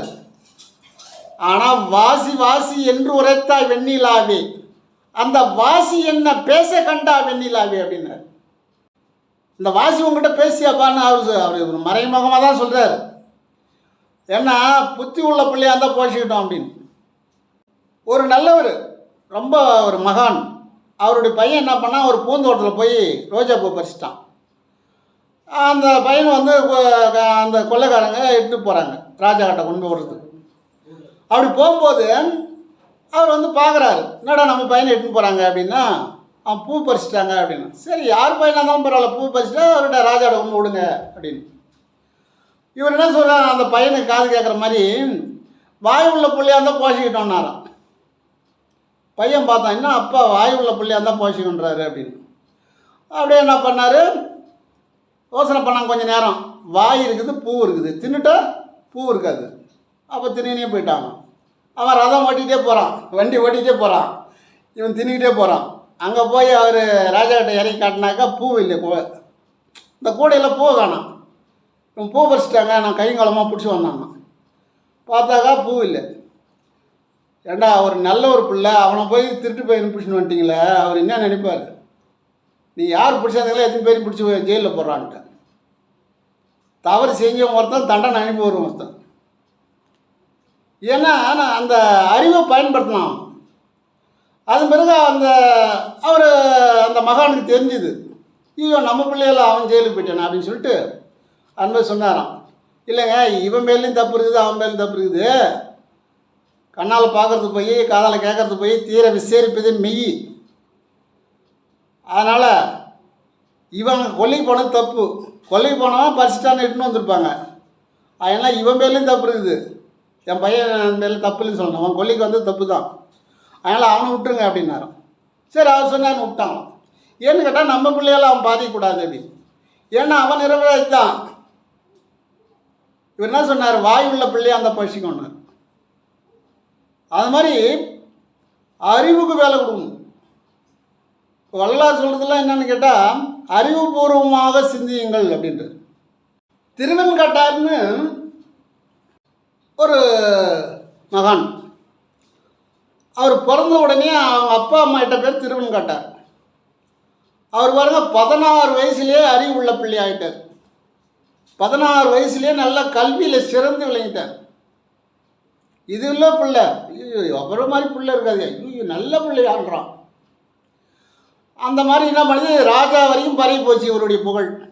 அவன் திறமையானவங்க, அவன் அறிவு உள்ளவங்க, எல்லாருக்கும் தான் அறிவு இருக்குது, நான் பயன்படுத்தலை, அவன் பயன்படுத்திட்டான் அப்படி சொல்கிறாங்க. சொல்லும்போது ராஜா பார்த்தாரு, அப்போ இது போல ஆள் தான் நமக்கு வேணும், அறிவாளி தான் வேணும், கொண்டா அப்படின்னு போனார். போன உடனே அவருக்கு மந்திரி பதவி கொடுத்துட்டார் ராஜா. தகுதியான ஆள் நீ தான். அதான் சொன்னாங்க, எக்குடி பிறப்பினும் யாவரை ஆயினும் அக்குடியில் கற்றோரை மேல்வருக என்பர். அவன் எங்கே பிறந்தான், என்ன ஜாதி, என்ன குலம்லாம் கேட்கல. கல்வியில் சிறந்தவன், ஞானத்தில் சிறந்தவன் உடனே அவனுக்கு பதவி கொடுத்துட்டாங்க. 16 வயசில் அவருக்கு பதவி வீட்டை தேடி வந்துட்டு கொடுக்குறாங்க.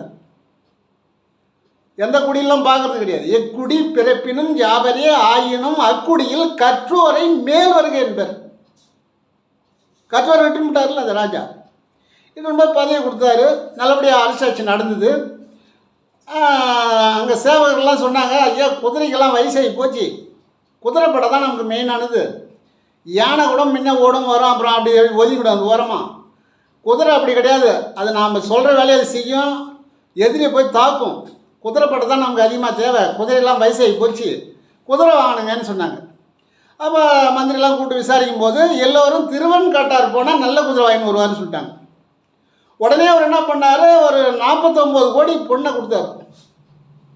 பொன் கொடுத்து தங்கத்தை ஒட்டகத்து மேலே அனுப்பி விடுறாங்க, போய் குதிரை வாங்கிட்டு வா அப்படின்னு. இவர் எடுத்துகிட்டு போகிறார். திருப்பெருந்துறை போகிறார். திருப்பெருந்துறை போயிட்டு அங்கே போகும்போது அவர் மனசில் ஒரு மாற்றம் ஏற்படுது. என்ன வாழ்க்கை இது, எதுக்கு இதெல்லாம் வாழ போகிறோம், இதில் என்ன நன்மை இருக்குது சொல்லி மனசில் ஒரு மாறுதல் ஏற்பட்டது. மாறுதல் ஏற்பட்ட உடனே அவருக்கு சிவகாம ஒலி கேட்குதான்.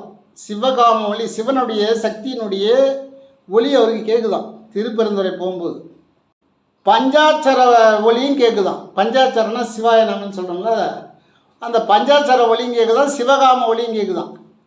அப்போ என்ன சொன்னாராம், எப்போ எனக்கு ஏதோ மனசில் ஒரு மாற்றம் ஏற்பட்டு போச்சு, இது போல் ஒரு சத்தம் கேட்குது, அந்த கோயிலில் யார் இருக்காங்க போய் பாரு அப்படின்னு. கோயிலில் போய் பார்த்தா ஒரு குருத்த மரத்தடியில் ஒரு வயசானவர் உட்காந்துக்கிட்டு 99 சீடருக்கு பாடம் நடத்திட்டு இருக்கார். உடனே இவர் கூட வந்தவங்க போய் சொன்னாங்க, இல்லையா ஐயா அது போல் ஒருத்தர் பாடம் நடத்துகிறாரு, 99 சீடர் உட்காந்து கேட்டுனுக்கிறாங்க. உடனே இவரும் போனார், போய் பார்த்தாரு, அவர் காலில் விழுந்தார். ஐயா நீங்கள் தான் எனக்கு குருன்னுட்டார். சரி பரவாயில்ல வாப்பான்னு கூப்பிட்டாரு. அவர் தீட்சை கொடுத்தாரு, திருவடி தீட்சையும் கொடுத்துட்டார். அவருடைய பாதத்தை தூக்கி இவருடைய சிரசில் வச்சார். இவருக்கு எல்லாமே மாறி போச்சு. நாம் குதிரை வாங்க வந்தோமா, நாம் எங்கே இருந்தோம்லாம் கிடையாது. இவர் வந்து இறைவனுடைய சிந்தனையிலே போயின்னுக்கிறார். 2-3 மாதம் ஆச்சு. ராஜா பார்த்தாரு, என்னடா குதிரை வாங்க போனோம் என்னங்க வரலையே சொல்லிட்டு உடனே இன்னொருத்தரை மந்திரியை கூப்பிட்டு அனுப்பிச்சி விட்டார். அவர் போய் கேட்டார், என்னங்க மணாலாக என்ன குதிரை வாங்கிக்கிறீங்க, கோயிலில் உட்காந்துக்கிறீங்க அப்படின்னு கேட்டார். உடனே இவர் ஒன்றும் பேச முடியல. ஏதோ ஒரு உபாயம் சொல்லணும்ல. இல்லைப்பா ஆடி மாதம்லாம் குதிரை வரல, ஆவணி மாதம் வாங்கின்னு வரேன்னு சொல்லிட்டார். சரின்ட்டு அவர் போனார் சொல்லிட்டார். சரி ஆவணி மாதம் குதிரை வரும்னு பார்த்தாங்க. ஆவணி மாதம் வரல, புரட்டாசியும் வந்துடுச்சு. ராஜாவுக்கு ரொம்ப கோபம் வந்துடுச்சு. நாடா நல்ல ஆளுன்னு சொல்லிட்டு 49 கோடி பொண்ணை கொடுத்து அனுப்பணும், எங்கேயோ போய் உட்காந்துக்கிட்டு குதிரை வாங்காமல் ஏமாற்றிட்டு இருக்கான், போய் பிடிச்சின்னு வாங்க அப்படின்னாங்க. பிடிச்சின்னு வந்தாங்க. பிடிச்சின்னு வந்து சிறையில் போடுன்ட்டார். ஜெயிலில் போட்டாங்க. ஜெயிலில் போட்டு அவருக்கு பல சித்திரவதெல்லாம் பண்ணுறாங்க.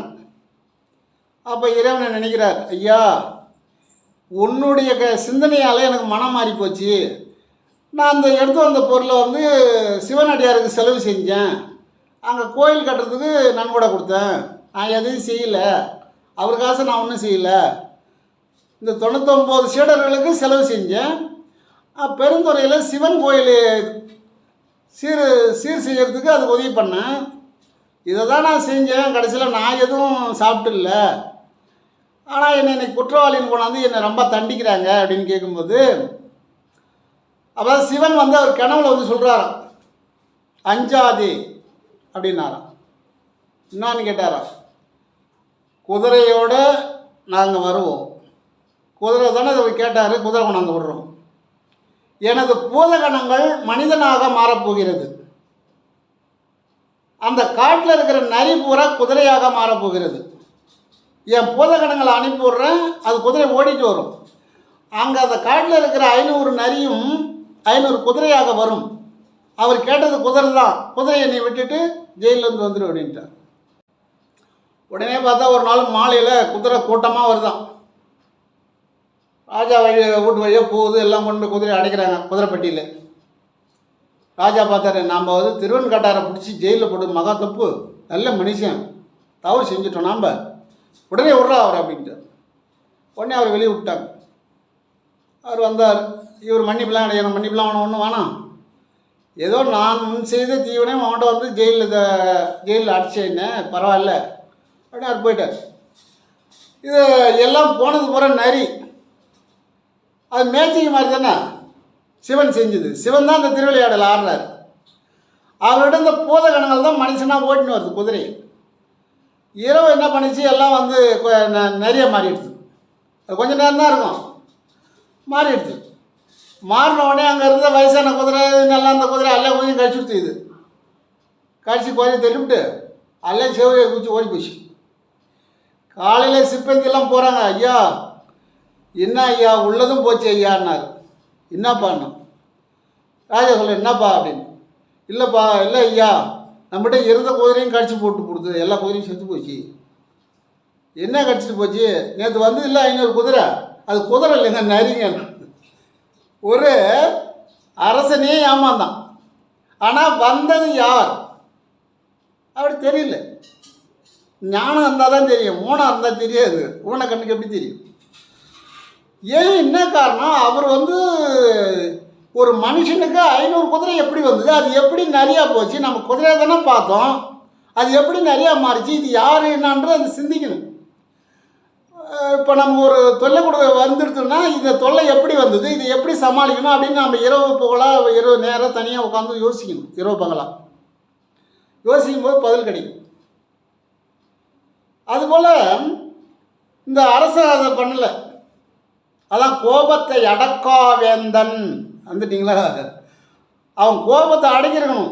நம்மகிட்ட இருக்கிற யார் சித்தரா இல்லை என்ன ஒரு மனுஷன் நல்லா அறிவாளி, என்ன காரணம் அப்படின்னு அவன் நினைக்கல. கோபத்தால் அவன் சிறை தண்டனை கொடுத்தான். அந்த இறைவன் பார்த்தா நரி அனுப்பினான். யார்? குதிரையாக. நல்லா அருமையான குதிரையை ஒரு கண்ணால் பார்த்தார் 500 குதிரை. ஆனால் காலையில் பார்த்தா ஒரு குதிரை கூட காணும். அதுபோல் வள்ளல் பெருமானுக்கு கூடலூரில் அவர் எழுதிய அருப்பா மேலே குறை சொல்லிட்டாங்க. யாழ்ப்பாணம் ஆறுமுக நாவலர். இது அருப்பா கிடையாது, மறுப்பான்னுட்டார். இது ஒரு சோதனை. ஏன்னு கேட்டால் இந்த ஆண்டவன் இந்த சோதனை கொடுக்குறான். ஏன்னு கேட்டால் இந்த அருப்பா ஸ்ட்ராங் ஆகிறதுக்காக. சரி, இவர் அன்னைக்கு கூப்பிட்றாங்க. ராமலிங்கம் கூப்பிடும்போது உள்ளே போனார். உள்ளே போன உடனே எல்லோரும் ஏந்து நின்ட்டாங்க. நீதிபதி ஏந்து நின்ட்டார். இன்றைக்கி கடலூர் கோர்ட்டில் இருக்குது. அவள் நீதிபதி சொன்னார், அவர் குற்றவாளின்னு சொன்னீங்க, அவர் எழுதுறது மறுப்பான்னு பேசுனீங்க, எல்லா புலவரும் வந்துட்டீங்க, எல்லா நாணிகளும் அவர் பேரில் கம்ப்ளைண்ட் கொடுத்தீங்க, ஆனால் அவர் உள்ளே வந்தோடனே எல்லாம் ஏந்து நிற்கிறீங்க. அப்போ யார் அவர்? குற்றவாளி. அவர் குற்றவாளி உள்ளே வரும்போது நீங்கள் ஏன் ஏந்து நிற்கிறீங்க? நீங்கள் ஏந்து நிற்கிறீங்க, நானும் ஏந்து நின்ட்டேன். அவர் எழுதுறது திரு அருட்பா தான் அப்படின்ட்டு. அதன் பிறகு அந்த நீதிபதி சும்மா விடலை. அந்த யாழ்ப்பாணம் ஆறுமுகத்தை கூப்பிட்டு, நீ ஒரு 10 பாடல் பாடு இறைவனை பற்றி அப்படின்னா. ஐயா எனக்கு பாட தெரியாது, நான் வசனமாக சொல்கிறேன்னாரான் யாழ்ப்பாணம் ஆறுமுக நாவலர். வள்ளல் பெருமான் சொன்னாராம், இந்த கேணியில் குளிச்சுட்டு வரேங்கன்னார். கேணியில் குளிச்சுட்டு வந்து ஒரு 10 பாட்டு பாடினார். 10 பாட்டு பாடின உடனே நீதிபதி சொன்னாராம், நீ பாடுறதுக்கும் அவர் பாடுறதுக்கும் எவ்வளோ வித்தியாசமாக இருக்குது. அவர் எழுந்து திரு அருட்பாதான். திரு என்றால் உயிர் உள்ளது, திரு என்றால் உயர்ந்தது. இப்போ திருன்னு போட்டு நம்ம பேர் போடுறோம்ல, அதை கொஞ்சம் நல்ல மகான் நல்லா கொஞ்சம் அறிவாளி இருந்தால் உயர் திரு அப்படின்னு போடுறோம். உயர் திருன்றது அதை விட பெருசு அல்ல, அதை விட பெருசு. அப்புறம் மாண்பு மிகு, அதை விட ஃபஸ்ட்டு திருன்னு போடுவோம். அதுபோல் திரு அருட்பா, திரு என்ற எல்லா திருவாசகம், திருமந்திரம், திரு அருட்பா, திருக்குறள், இந்த திருன்றதுலாம் மேன்மையானது. அதுபோல் இறைவனிடத்தில் அதிகமாக அன்பு கொண்டால், இறைவன் நம்ம நெருங்கி வந்தால் சோதனைகள் தான் வரும். அந்த சோதனைகள் சாதனையாக மாறும். ஏன்னு கேட்டால், இது நாமளே கொஞ்சம் அந்த மாதிரி எல்லா சித்தர்களையும் எல்லா ஞானிகளையும் எப்படி வாழ்ந்தாங்க. திருநாவலூரில் இருக்கக்கூடிய சுந்தரமூர்த்தி சாமிகள் வைகுந்தத்தில் இருக்கிறார். அங்கே இருக்கும்போது ஈஸ்வரன் சொன்னாராம், உனக்கு பொன்னாசை வந்துடுறாருனாராம். ஏன் சாமின்னு, பொன்னாசை இருக்குதாடா? இருக்குதுங்க. பூலோகத்துக்கு போய் நீ பொன்னாசையை கல்யாணம்லாம் பண்ணி குடும்பம் நடத்திட்டு வாடா அப்படின்னா. அதன் பிறகுதான் அவர் திருநாவலூரில் பிறந்து 2 மனைவி அவருக்கு. 2 கல்யாணம் பண்ணிக்கிட்டார். 2 கல்யாணம் பண்ணிக்கிட்டு அவர் என்ன பண்ணுறார், பாடல் நல்லா பாடுறார். இன்றைக்கி 63 நாயன்மாரில் அவர் ஒரு நாயன்மார். திருநாவுக்கரசர் திருநாவலூரில் பிறந்தவர். இப்போ விழுப்புரம் மாவட்டம். அது விழுப்புரமாக கள்ளக்குறிச்சி தெரியல, ஏற்கனவே கடலூர் மாவட்டமாக இருந்தது. அது இன்றைக்கி பார்த்தீங்கன்னா சுந்தருக்கு ஒரு பெரிய ஆலயம் அமைச்சிருக்கிறாங்க. ஆலயம்னா அழியாத ஆலயம். எக்காலத்தும் எவ்விடத்தும் எவ்விதத்தும் அழியாத இருக்கக்கூடிய ஆலயத்தை கட்டியிருக்காங்க. 2 மனைவிகள் கல்யாணம் செய்து குடும்பம் நடத்தினவர் தான் குடும்பஸ்தன். அவருக்கு இன்றைக்கி அமைச்சிருக்கக்கூடிய ஆலயம், அவர் பிறந்த ஊரில் பிறந்த இடத்துல எப்பயுமே அழியாது. எல்லாம் கருங்கல், கருப்பு கல். அன்னைக்கு ராஜாக்கள் எப்படி கட்டினாங்களோ அது போல் கட்டிருக்காங்க. ஏன்?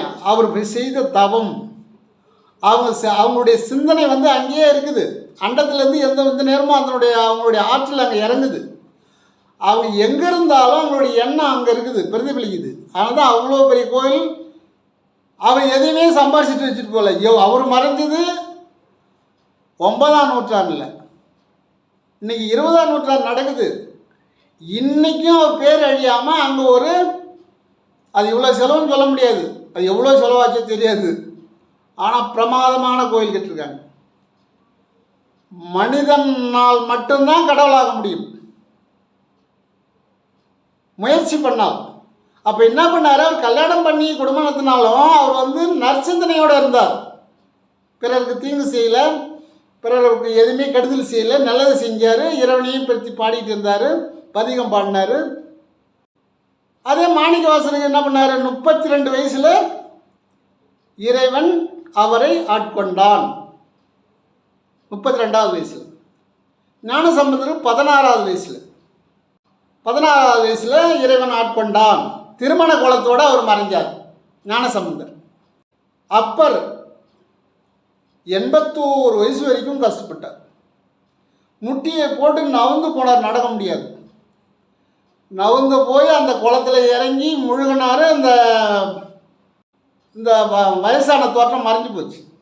அங்கே இறைவன் காட்சி கொடுத்தார். இன்றைக்கும் ஆடி மாதம் அந்த விழா நடந்துட்டு இருக்கு. அவருக்கு 81வது வயசில் தான் அவருக்கு ஞானம் பிறந்தது. இறைவன் ஆட்கொண்டான். 16 வயசில் ஒரு ஞானசம்பந்தர் ஆட்கொண்டார். 32ல் மாணிக்கவாசகர். இப்படி சித்தர்களுக்கு அவங்க செஞ்ச புண்ணியத்துக்கு தகுந்தவாறு இறைவன் காட்சி கொடுக்குறான். இதெல்லாம் நம்ம பார்க்கணும். இது திருமணம் செஞ்சவங்க எவ்வளோ பேர். காரைக்கால் அம்மையார் திருமணம் செஞ்சவங்க தான். 63 நாயன்மாரில் அவங்க ஒருத்தவங்க இருக்கிறாங்க. பறைய நாச்சியார் பெண்ணு தான். அவங்க இன்றைக்கி 63 நாயன்மாரில் பார்த்தா அவங்க ஒருத்தர் உட்காந்துருப்பாங்க. அதுபோல் யாருமே இல்லறத்தை விட்டு நீங்கள் துறவரமானு சொல்லலை. அது இல்லறம் பிடிக்காதவங்க நேரடியாக போகிறாங்க, அது வேறு விஷயம். அப்படி இல்லறம் பிடிக்காத போனாலும் அடுத்த போகிற அவங்க திரும்ப கல்யாணம் பண்ணிக்கினா அப்புறம் குடும்பம் நடத்தி கஷ்டப்பட்டு அப்புறம் தான் அவங்க போகணும். ஏன்னு கேட்டால் இது சுந்தரருக்கு நடந்தது. கைலாயம் போயிட்டார் சுந்தரமூர்த்தி சாமிகள். அங்கே ஈஸ்வரன் சொல்கிறார், ஏ சுந்தரமூர்த்தி, உனக்கு பெண் ஆசை வந்து விட்டது அப்படின்னாரா. ஆமாம் சாமின்னாரா. சரி ஓடி போய் பூமியில் போய் பிறந்து எல்லாம் பண்ணி குடும்பம் நடத்திட்டு என்னை பற்றி பாடுறா அப்படின்னாராம்.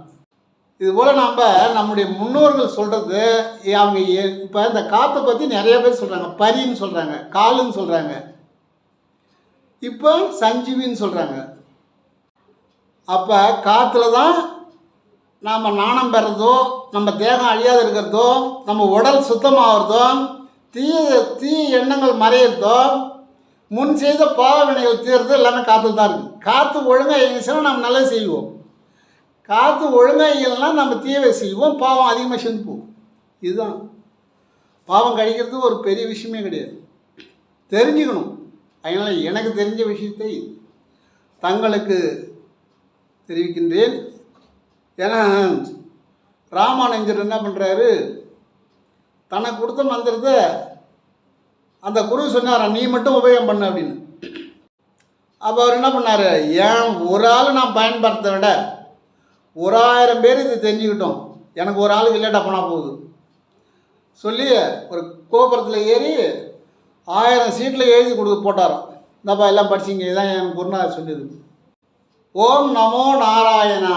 இதாவது இதை சொன்ன ஒரு குருநாதர் யாரடியும் சொல்லாத, இப்பவும் சில பேர் அப்படி தான் சொல்லுவாங்க, அப்படின்னு சொல்லாத நீயே வச்சுக்க அப்படின்னு.